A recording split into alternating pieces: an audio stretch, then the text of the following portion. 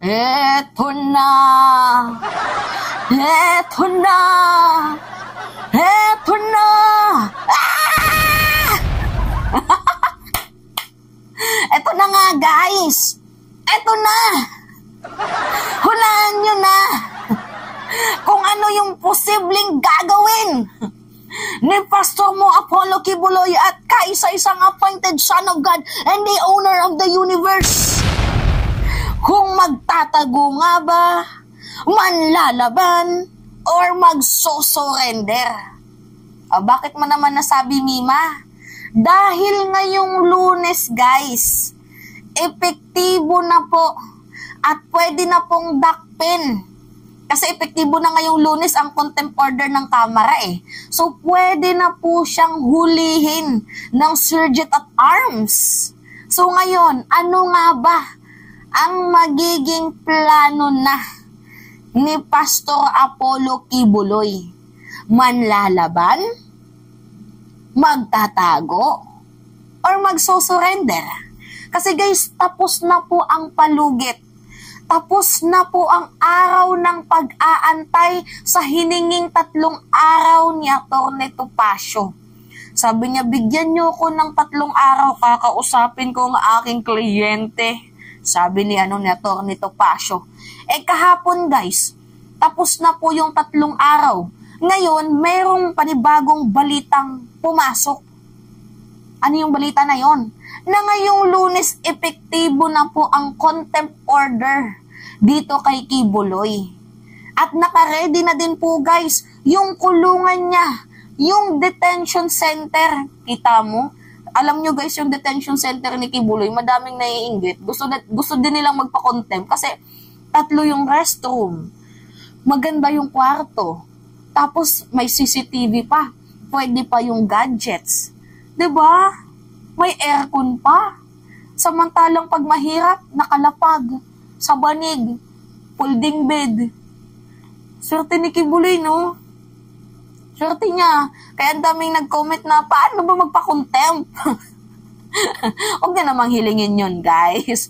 Diba? Pangit naman yun, yung mai-contempt kayo dahil meron kayong kasalanan. Much better na kahit hindi maganda yung hinihigaan natin, hindi tayo naka-aircon. As long as wala tayong ginagawang kasalanan, diba? Wala tayong committed crime, abay, masarap mamuhay sa labas nang wala kang iniisip na problema. So ngayon nga guys, iba to ha, lilinawin ko lang, baka mamaya may magsabi na nasa Senado ba yan? Hindi guys, iba po yung sa Senado. Wala pa pong pirma itong si Senate President Zubiri, pero meron na pong warrant of arrest, pirma niya na lang po ang inaantay. Pero wala pang kaukulang order na pwede nang dakpin, pwede nang hulihin itong si Quiboloy. Buti pa sa Kamara, no, ang bilis ng proseso. Samantalang dito sa Senado, ang dami kasing bale-balentong dyan eh. Lalo la't nandyan si Robin. Naku, sarap kaltukan ni Robin, no? Samahan mo pa ni Lito Lapid. Naku, sarap ng online kutos. Diba? Payagan nyo na lang virtual. Diba? Sayang naman ang sunusweldo sa amin ng taong bayan kung hindi namin ibuboses ang demokrasya. Yutang ginemes ka, sarap ng tuktukan. Diba? So ngayon guys, ito yung balita na epektibo na po ang paghuli kay Pastor Apollo Quiboloy ngayong Lunes. Kita ko lang to sa isang balita sa pahayagan. UNTV ata to. Sa Lunes, March 18, epektibo na ang contempt order ng House Committee on Legislative Franchises laban kay Apollo Quiboloy. Ayon sa Vice Chairman ng komite na si Surigao del Sur Representative Johnny Pimentel, maaari ng dakpi ng House Sergeant at Arms si Quiboloy sa susunod na linggo. Ito ay matapos humiling ng palugit ang abogado ni Quiboloy na si Attorney Ferdinand Topacio hanggang Biyernes, March 15. Pinatawa ng contempt si Quiboloy dahil sa pagtangging dumalo sa pagdinig ng House Committee kaugnay ng mga umano'y paglabag sa prangkisa ng Suara Submedia Corporation na nag-o-operate sa ilalim ng business name na Sunshine Media Network International o SMNI. Bilang patakaran, sino mang individual na pinatawa ng contempt ng House of Representatives ilalagay sa isang detention facility malapit sa South Gate ng Batasan Complex sa Quezon City. Yan guys. Pero lilinawin ko guys detention center to para sa mga resource person. Oo, epektibo na ang arrest kay Kibuloy sa legislative branch sa Kamara. Epektibo na, and pag nahuli siya, mag-stay lang po siya doon hanggang sa magkaroon ulit ng panibagong hearing nang makadalo na siya at masagot niya na yung mga tanong. Kasi mayroon guys mga specific question na hindi kayang sagutin ng ng abogado ni Kibuloy or ng kahit na presidente ng SMNI, kasi nga 'di ba may problema sila sa ownership. 'Di ba sabi hindi na daw si Kibuloy yung nagmamay-ari, pero sa ipinasa nilang naunang papeles na si Kibuloy yung nagmamay-ari, 'di ba? So hindi po tugma-tugma ang sagot ng mga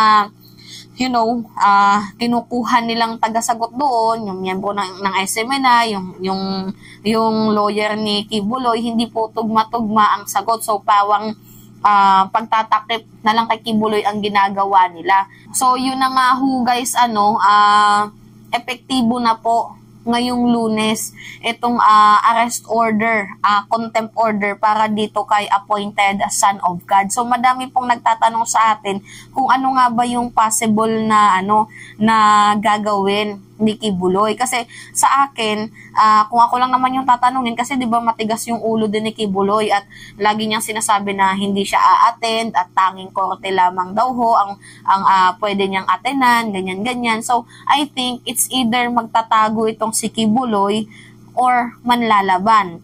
Pero kung manlaban siya, well, problema niya na yun kung madali siya, 'di ba? Pero pwede din nating isipin na baka lumabas na ng bansa itong si Kibuloy at yung huling araw niya na pagpapakita na nandito siya sa Pilipinas ay yung video niya pa sa mga vloggers, 'di ba? Noong nakaraang araw yun, siguro 4 days ago na, yung pinakita niya yung kingdom, yung loob ng KOJC na parang mala Araneta Coliseum din, 'di ba?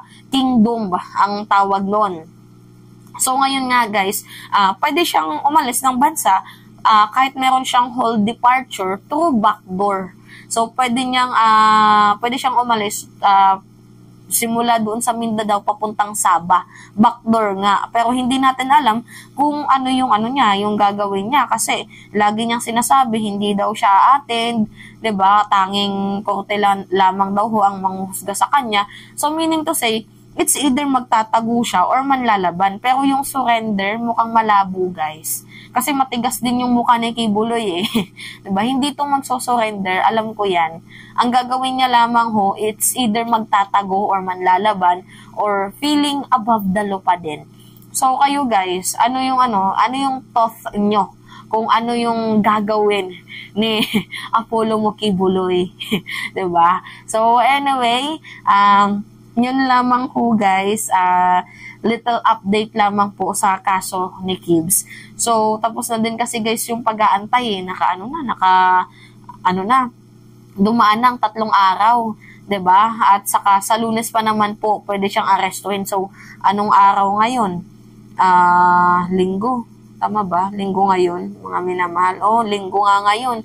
Bali, bukas na po. Epektibo na po ang pagdakip sa kanya. So, yun lang po guys. Salamat sa panonood. So, okay, it's me again, si Mima Alicia nyo, at magbabalik ulit para sa ating panibagong video.